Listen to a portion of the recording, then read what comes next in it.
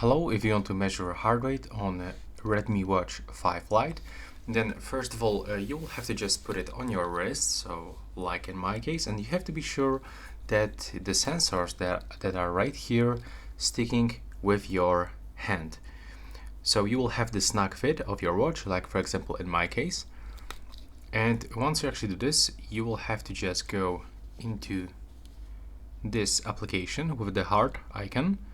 And now it will actually start measuring automatically, so you will have to just keep holding this and wait for a result. As you can see, that's how it looks in my case, so I've got around 70. Let's check how it actually looks for Apple Watch. So we can make the small comparison about the accuracy.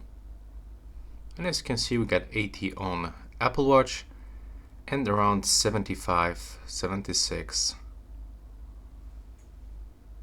Yeah, as you can see, the results are almost the same for the resting heart rate. So that will be all. Thanks for watching.